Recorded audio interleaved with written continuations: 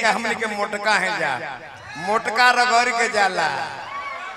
अब पतरका जन बतन छुलू छुलू करेला देखे रउआ नचनी है ना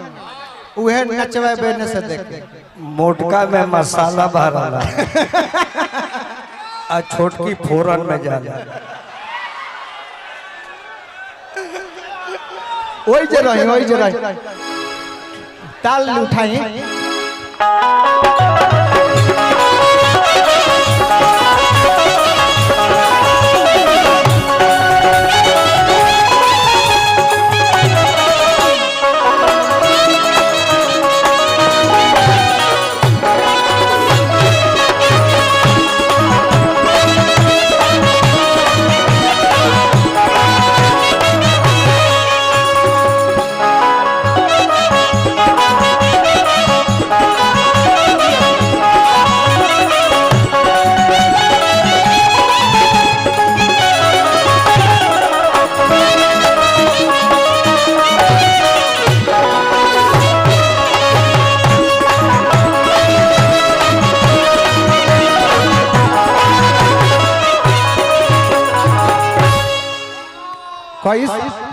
पैसा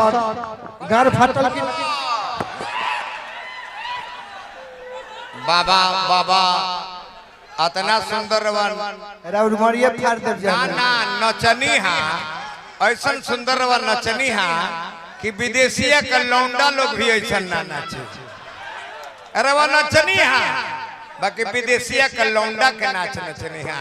ई ब्यास के नाच ना नचनी असली विदेशीय के नाच हो विदेशीय के डांस रउआ जो नचनी पार वाला हो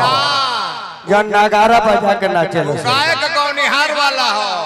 अरे वह नचनी कोई नहीं अरे वह नचनी हतन बियर बार वाला हो लौंडागिरी कोई नहीं कलाकार के नाच ना ओगा जब गाय गरम होली से तो हिलावेली सब ना सड़हो कबो कबो ऊपर ना ना है देसीरा साढ़ अरे वो प्लेटफार्म के साढ़ है चली ठीक एकरा के एक बार के तो जब कोई हा हा हो अबे अरे वो उस साढ़ के स्टेशन पे जितना केरा के छिलकोइया रही नटवा गाय वाला कह के हुए हा हो